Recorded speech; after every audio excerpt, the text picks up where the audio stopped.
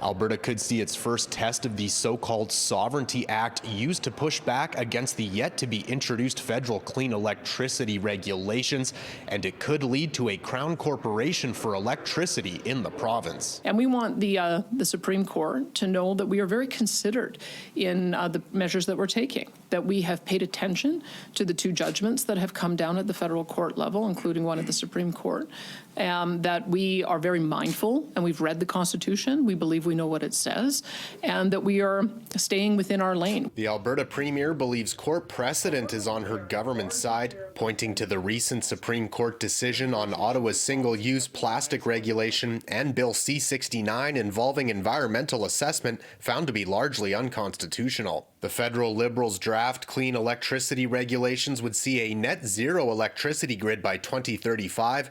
Premier Smith has said that goal is unattainable, instead saying 2050 is more realistic. The resolution tabled in the legislature Monday over the controversial Alberta Sovereignty Within a United Canada Act instructs provincial energy entities to ignore potential federal regulations if they are passed, also opening the door for a crown corporation to provide power, something Premier Smith added would be a last resort, but used to spur private sector investment if federal 2035 regulations come into effect. This is a reluctant entry.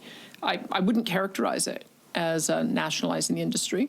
Alberta Treasury branches plays within the financial services sector, but they certainly do not monopolize it. There are a multitude of other credit unions and banks that people can participate in. So being a participant in the market is very similar to what EPCOR and MMAX already do. In response, Alberta's opposition NDP leader telling media Monday defying potential federal regulations won't attract investment to the province, adding Alberta could meet 2035 targets. The facts that she is relying on are deeply flawed, deeply inaccurate. She's been making wild claims about the consequences of working towards a lower emission electricity grid.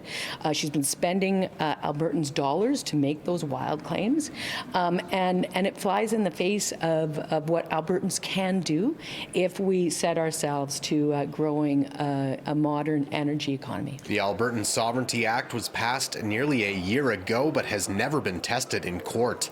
Reporting from Edmonton, Darcy Ropchan, City News.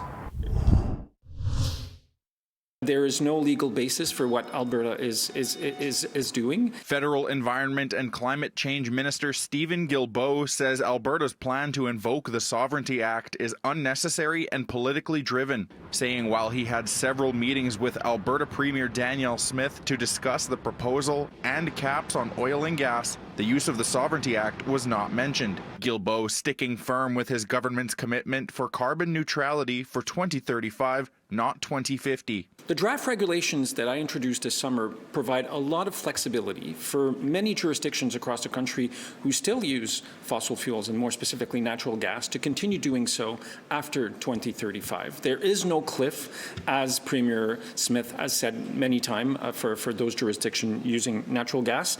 But it is true that we want to limit as much as possible the use of fossil fuels. Smith is expected to publicly announce Tuesday Alberta's plan to reduce emissions through carbon capture.